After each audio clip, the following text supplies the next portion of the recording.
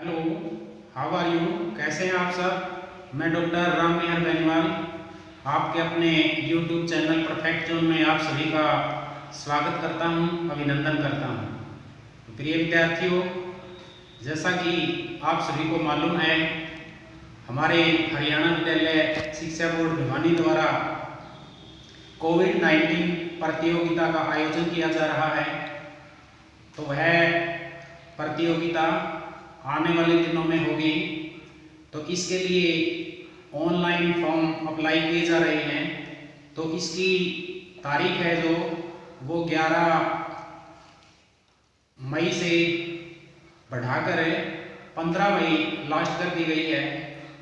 तो जिन विद्यार्थियों ने अभी तक अपने ऑनलाइन फॉर्म अप्लाई नहीं किए हैं, वो 15 मई 2020 तक अपने फॉर्म अप्लाई कर सकते हैं। तो इसके लिए 6ठी क्लास से लेकर 12वीं क्लास के विद्यार्थी अप्लाई कर सकते हैं, चाहे वो हरियाणा बोर्ड से संबंधित हों, चाहे वो दूसरे बोर्ड से संबंधित हों।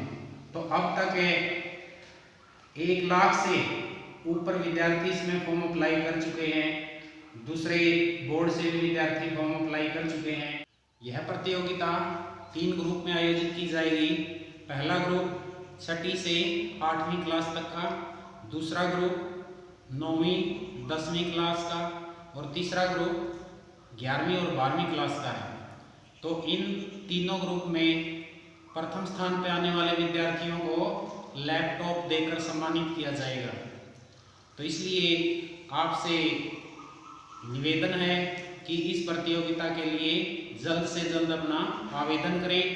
तो आवेदन की फीस फ्री है, कोई फीस चार्ज नहीं होगी। तो इस प्रतियोगिता के लिए हम आज आपके लिए लेकर आए हैं कोविड-19 प्रतियोगिता प्रश्नावली। तो उसमें आज हम आपके सामने 50 प्रश्न लेकर आए हैं। तो आइए शुरू करते हैं। तो इन प्रश्नों को ध्यान से सुनिए, तो ये आने वाली प्रतियोगिता के लिए काफ़ी उपयोगी होंगे। तो इसमें पहला जो प्रश्न है वो है कोरोना किससे फैलने वाली बीमारी है। यानी कोरोना है जो वो वायरस से फैलने वाली बीमारी है। तो इसका उत्तर क्या है? वायरस से फैलने वाली बीमारी है। प्रश्न 2, कोरोना कहां से शुरू हुई है। यानी कोरोना किस देश से शुरू हुई है, किस शहर से शुरू हुई है। कोरोना चीन देश से शुरू हुई है और चीन देश में वुहान शहर से शुरू हुई है। तो नेक्स्ट क्वेश्चन है कोविड-19 की फुल फॉर्म क्या है। तो बड़ा इंपॉर्टेंट क्वेश्चन है, कोविड-19 की फुल फॉर्म क्या है।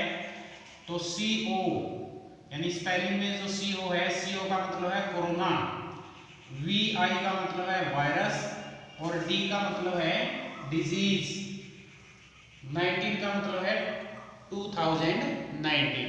यानी इसकी फुल फॉर्म क्या है? Corona virus disease 2019। तो फोर्थ क्वेश्चन है कोरोना में संक्रमण की वजह क्या मानी जा रही है। यानी जो कोरोना का ये इतना संक्रमण फैला है, तो इसकी क्या वजह है। तो ये कोरोना संक्रमण है जो ये समुद्री जीवों से, चमगादड़ से और सांप खाने से फैला है। तो अगला क्वेश्चन है यह किस प्रकार एक मनुष्य से दूसरे मनुष्यों में फैलता है। यानी इसकी फैलने का क्या कारण है। तो इसका फैलने का जो कारण है वो खांसने व छींकने से एक मनुष्य से दूसरे मनुष्य में जाता है। तो इसलिए इसका जो संक्रमण जोन है, संक्रमण क्षेत्र है, वो 1.5 मीटर है। यानी यदि मनुष्य एक दूसरे मनुष्य से 1.5 मीटर के दायरे में है तो वो इस संक्रमण में आ सकता है। इसलिए एक मनुष्य से दूसरे मनुष्य के बीच में 2 मीटर का गैप होना चाहिए। तो अगला क्वेश्चन है इस वायरस की पहचान कैसे हुई। तो इस वायरस की पहचान इलेक्ट्रॉन माइक्रोस्कोप विश्लेषण तकनीक, एक बार फिर सुनिए, इलेक्ट्रॉन माइक्रोस्कोप विश्लेषण तकनीक से हुई है। अगला प्रश्न है, यह रोग शरीर के किस तंत्र को प्रभावित करता है? तो इसका उत्तर है, यह रोग श्वसन तंत्र को प्रभावित करता है। यानी इसमें हमारा श्वसन तंत्र प्रभावित होता है, सांस लेने में कठिनाई होती है। तो अगला जो प्रश्न है, यह वायरस कैसा है? यह वायरस किससे बना हुआ है? इसकी प्रकृति कैसी है? तो यह वायरस आरएनए से बना हुआ है, यानी राइबो न्यूक्लिक अम्ल। अगला प्रश्न है, इसे कोविड-19 नाम किसने दिया है? इसको कोविड-19 नाम किसने दिया है? तो इसको कोविड-19 नाम WHO ने दिया है। तो WHO का मतलब है वर्ल्ड हेल्थ ऑर्गेनाइजेशन, हिंदी में इसको बोलेंगे विश्व स्वास्थ्य संगठन। अगला जो क्वेश्चन है, WHO ने इसे यह नाम कब दिया? यानी इसको यह नाम कब दिया था? ये नाम दिया था 11 फरवरी 2020 को, 11 फरवरी 2020 को। तो अगला प्रश्न है, पहली बार कोरोना वायरस की पहचान कब हुई? पहली बार कोरोना वायरस की पहचान कब हुई? 1960 में कोरोना वायरस की पहचान की गई थी। ये कोई नया वायरस नहीं है, इसकी पहचान 1960 में कर ली गई थी। ये अलग बात है कि इसका संक्रमण अब फैला है, लोगों की नॉलेज में अब आया है, लेकिन वायरस तो ऑलरेडी पहले था। तो अगला प्रश्न है, WHO का पूरा नाम बताओ। मोस्ट इंपोर्टेंट क्वेश्चन है WHO, यानी हमारे यूनाइटेड नेशन ऑर्गेनाइजेशन की एक ब्रांच का नाम है ये WHO। यानी W से क्या बनता है? वर्ल्ड, H से क्या बनता है? हेल्थ, O से क्या बनता है? ऑर्गेनाइजेशन। तो इसलिए क्या बन गया? World Health Organization. यदि इसको हिंदी में बोलेंगे विश्व स्वास्थ्य संगठन। तो अगला प्रश्न इसी से रिलेटेड है, विश्व स्वास्थ्य संगठन ने कोरोना को वैश्विक महामारी कब घोषित किया? यानी विश्व की महामारी कब घोषित किया WHO ने? इसको 30 जनवरी 2020 को इसको विश्व महामारी घोषित किया गया। अगला प्रश्न है, भारत में कोरोना का पहला मरीज कहाँ मिला? कोरोना का पहला मरीज भारत में कहाँ मिला था? केरल राज्य में। कहाँ मिला था? केरल राज्य में। अगला प्रश्न है, भारत में कोरोना से पहली मृत्यु कहाँ हुई? तो पहली मृत्यु कर्नाटक में हुई थी। पहला मरीज केरल में मिला, मृत्यु कर्नाटक में हुई। तो अगला प्रश्न है, भारत का वह राज्य जहां सबसे पहले कर्फ्यू लगाया गया। तो सबसे पहले कर्फ्यू कहां लगाया गया था? पंजाब में लगाया गया था। तो पंजाब में लगाया गया था। तो जैसे जब मैं छोटा सा था उस समय पंजाब में आतंकवाद बहुत ज्यादा था, तो या तो कर्फ्यू का नाम मैंने उस समय सुना था। पंजाब में उस समय हर रोज कर्फ्यू लगे रहते थे। और अब भी सौभाग्य की बात है, जब कोरोना आया तो पंजाब में ही पहला कर्फ्यू लगा है। तो अगला प्रश्न है, भारत का वह राज्य जहां सर्वप्रथम लॉकडाउन घोषित किया गया। यानी लॉकडाउन कहां घोषित हुआ? राजस्थान में। कहां घोषित हुआ? राजस्थान में। कर्फ्यू सबसे पहले पंजाब में लगा और लॉकडाउन सबसे पहले राजस्थान में लगा। उसके बाद अगला प्रश्न है, वह राज्य जहां कोरोना को सर्वप्रथम महामारी घोषित किया गया। यानी वह राज्य कौन सा है जहां कोरोना को सबसे पहले महामारी घोषित किया गया? तो वो राज्य है हमारा हरियाणा। तो बहुत ही इंपॉर्टेंट क्वेश्चन है, महामारी सबसे पहले हरियाणा ने घोषित किया। विश्व महामारी सबसे पहले WHO ने घोषित किया। तो यहाँ कंफ्यूज नहीं होना है, वो वैश्विक महामारी है, उस महामारी के आगे वैश्विक शब्द लिखा हुआ है। यानी विश्व महामारी WHO ने घोषित किया, केवल महामारी हरियाणा ने घोषित किया।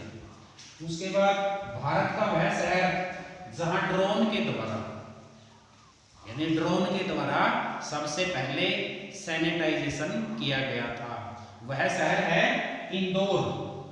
मध्य प्रदेश में पड़ता है इंदौर। तो देश में जनता कर्फ्यू कब लगा? तो जनता कर्फ्यू 22 मार्च 2020। अगला प्रश्न है, लॉकडाउन का प्रथम फेज कब शुरू हुआ? लॉकडाउन का प्रथम फेज कब स्टार्ट हुआ? फेज का मतलब है चरण, कि भाई पहला चरण कब शुरू हुआ था? 25 मार्च 2020 को।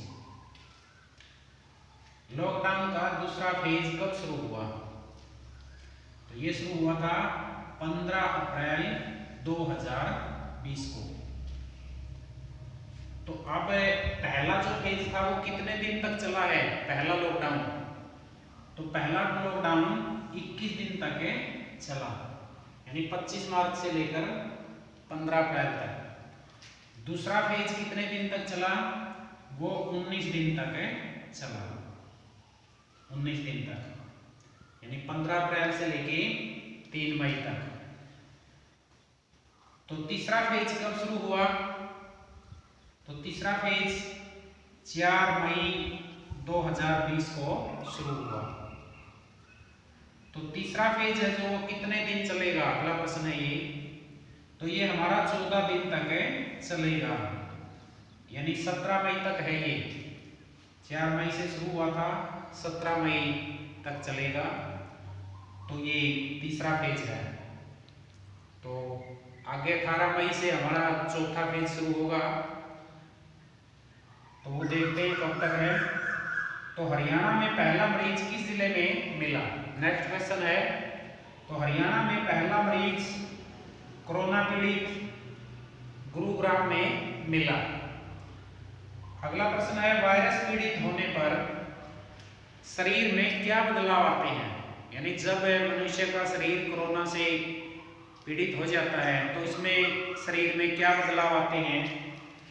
तो खांसी हो जाती है, जुखाम, बुखार, निमोनिया, तो ये लक्षण है। अगला प्रश्न है, यह वायरस किस मौसम में अधिक प्रभावी होता है? तो यह सर्दी के मौसम में ज्यादा प्रभावी होता है। इसके साथ नोवेल शब्द क्यों जोड़ा गया है? यानी नोवेल कोरोना वायरस बोलते हैं इसको, तो नोवेल शब्द क्यों जोड़ा गया है? तो नोवेल का मतलब है नया, क्योंकि ये कोरोना परिवार में एक नया सदस्य आया है, तो इसलिए इसको हम नोवेल बोलते हैं, नोवेल कोरोना वायरस। तो अगला प्रश्न है, इसका नाम कोरोना क्यों पड़ा? इसको कोरोना क्यों कहते हैं? तो इसकी संरचना के कारण इसको हम कोरोना कहते हैं, क्योंकि इसकी संरचना है जो वो मुकुट जैसी है।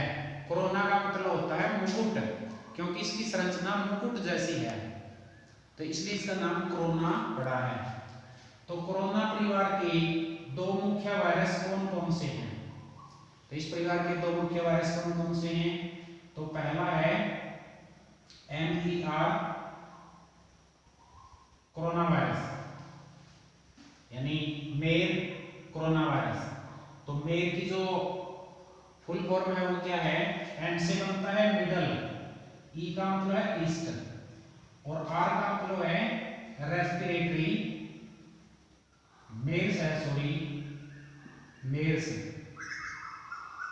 यानी एम का मतलब है मिडल, ई का मतलब है ईस्ट, आर का मतलब है रेस्पिरेटरी, और एस का मतलब है सिंड्रोम, सीओ का मतलब कोरोना है, और वी का मतलब वायरस है। यानी पहला परिवार, इसका जो मुख्य परिवार है वायरस का वो है मेर्स कोरोना वायरस। दूसरा जो परिवार है वो है सार्स कोरोना वायरस। तो सार्स की फुल फॉर्म क्या है? एस से सर्वर बनता है, ए से एक्यूट बनता है, आर से रेस्पिरेटरी, और एस से syndrome. Server, acute, respiratory, syndrome. यानी पेपर में इनकी फुल फॉर्म भी आ सकती है कि सार्स की फुल फॉर्म बताइए, मेर्स की फुल फॉर्म बताइए। तो अगला है कोरोना परिवार बताओ कि कोरोना के परिवार में कौन कौन से और सदस्य हैं, या कोरोना का परिवार। तो कोरोना परिवार है कोरोन विराइडे, रोनी विराइडे, तो इस परिवार से बिलोंग करता है ये। यानी कोरोन विराइडे और रोनी विराइडे। तो अगला प्रश्न है, देश में घंटी, थाली व ताली कब बजाई गई? यानी देश में तालियां बजाई गई थी, थाली बजाई गई थी, घंटियां बजाई गई थी, वो दिन कौन सा था? वो दिन था 22 मार्च 2020 को। और समय भी आ सकता है इसमें भी, किस समय बजाई गई थी?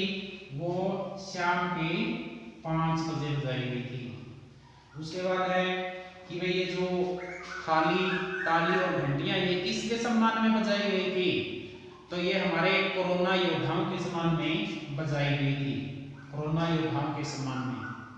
अगला है, एकजुटता का संदेश देने के लिए कि देशवासियों ने दीप कब जलाए थे? तो एक प्रश्न यहाँ ये बन सकता है कि दीपक क्यों जलाए गए थे? एकजुटता का संदेश देने के लिए। और कब जलाए गए थे? तो वो दिन था 5 अप्रैल 2020 का। और समय भी पूछ सकता है कि समय 9 बजे रात को जलाए गए थे। तो अगला जो हमारा प्रश्न है, भारतीय सेना ने अस्पतालों पर पुष्प वर्षा कब की थी? जैसे भारतीय वायुसेना ने अस्पतालों के ऊपर फूलों की वर्षा की थी, तो वो कब की थी? 3 मई 2020 को। और ये क्यों की गई थी? क्योंकि जो हमारे कोरोना योद्धा हैं, जिसमें डॉक्टर शामिल हैं, जिसमें सफाई कर्मचारी शामिल हैं, तो उनको सम्मान देने के लिए की थी। जो दिन रात अपनी मेहनत से कोरोना पीड़ितों का इलाज कर रही हैं, उनको मान सम्मान देने के लिए ऐसा किया गया था। उसके बाद अगला प्रश्न है, Aarogya Setu toll free number क्या है? तो बार बार हम इस नंबर को सुनते हैं, तो जब भी हम कहीं पे कॉल करते हैं तो सबसे पहले तो यही बताया जाता है, Aarogya Setu toll free number क्या है? 1921, यानी 1921।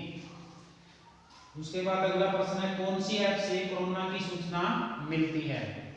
यानी एक ऐप है जिससे हमें हमारे आसपास कोरोना पीड़ित, कोरोना संक्रमण की या हमारे देश की अप टू डेट जानकारी मिलती है। वो ऐप कौन सी है? वो है आरोग्य सेतु ऐप। तो अगला प्रश्न है, कोविड-19 की राष्ट्रीय हेल्पलाइन नंबर क्या है? ये भी जैसे फोन कॉल हम करते हैं तो सबसे पहले यही बताया जाता है कि हमारा राष्ट्रीय हेल्पलाइन नंबर क्या है? वो है 1075, 1075। तो प्रिय विद्यार्थियों, आज हम कोविड-19 प्रतियोगिता प्रश्नोत्तरी में इतना ही करेंगे। तो आशा है आपको मेरे द्वारा बताए गए ये प्रश्न काफी अच्छे लगे होंगे। तो आपसे निवेदन कि यदि आपको मटेरियल पसंद आए तो चैनल को लाइक करें, शेयर करें, सब्सक्राइब करें। तो ये जानकारी आपको फ्री ऑफ कॉस्ट प्रोवाइड करवाई जा रही है, तो इसके लिए आपसे कोई पैसा नहीं लिया जा रहा। तो यदि आप चैनल को लाइक करेंगे तो इससे मेरा मोटिवेशन होगा, मैं इंस्पायर होऊंगा और आपके लिए और भी अच्छी अच्छी वीडियोज मैं लेकर आऊँगा। तो आप सभी का बहुत बहुत धन्यवाद। जय हिंद, जय भारत।